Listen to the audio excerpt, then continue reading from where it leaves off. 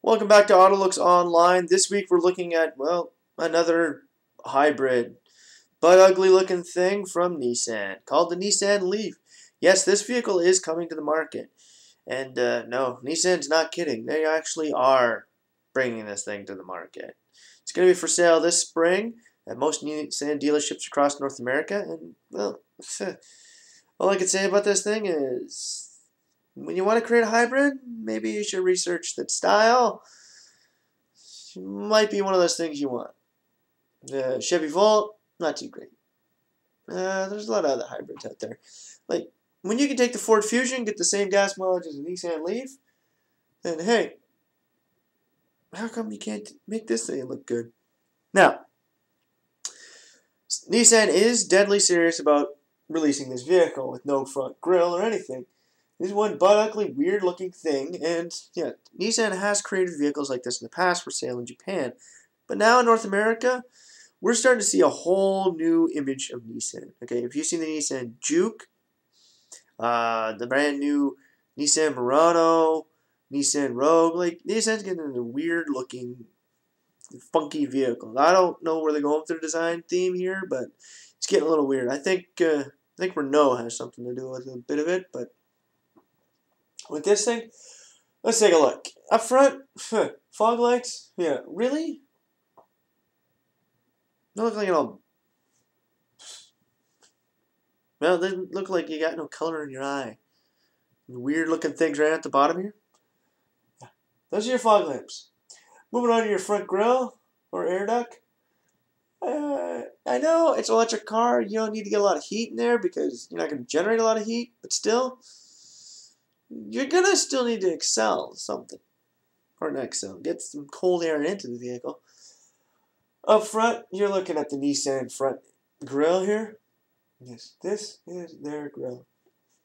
And let's just say, there's not much to it. It's a giant symbol on a black cube, or a blue cube, right in the center of the car. Draws your eye right to it, but also says, hey, look at me. I'm funky looking. Yeah. Now, when it comes to headlights on this thing, they have done a decent job of making some really big headlights, but they haven't done a decent job of integrating the headlights. Bumper looks like it's here, headlights look like it's here. Does not flow with one another. It kind of just bends with one another. Now, moving on to your side mirrors, boring. Side windows, teardrop.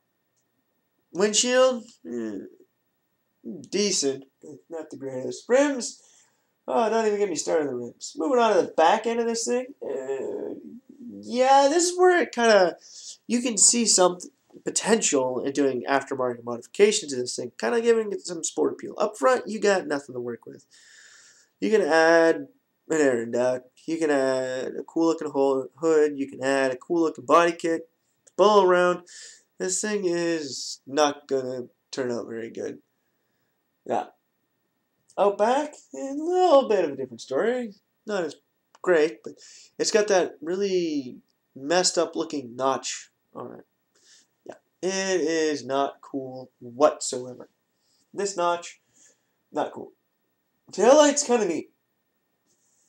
Now, the side of the car is very boring. No lines, no nothing. It's just round. It's like a giant bubble. Not so cool bubble. Looking at the window, look, teardrop. Handles are done very well. Okay, yeah, they got the door handles done very well. I don't know why, but for some reason they managed to do one thing good.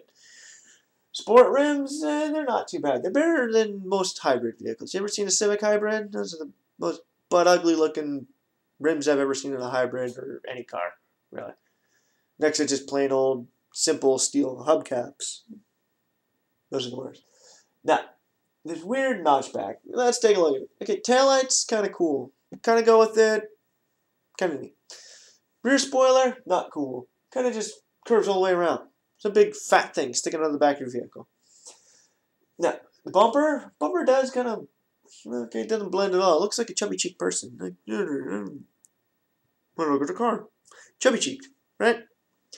Not a good feature. If you want a chubby cheek, don't freaking chubby cheek it up. they've done it very well of placing the license plate. They've done some tail light good placement. They've done some lower light placement. The hatch just way off. Okay, all around this car, I'm giving it a 1. The other way it gets a point. Your taillights done a decent job. Headlights, they're not bad. And rims are okay. Everything else about this car, like seriously, Nissan, you want to make an electric car?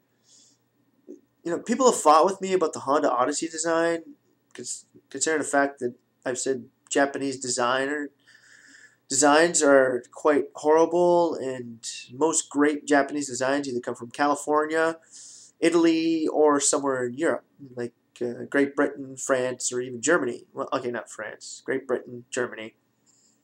Now, you can even get good designs coming out of the Czech Republic. Even Russia now.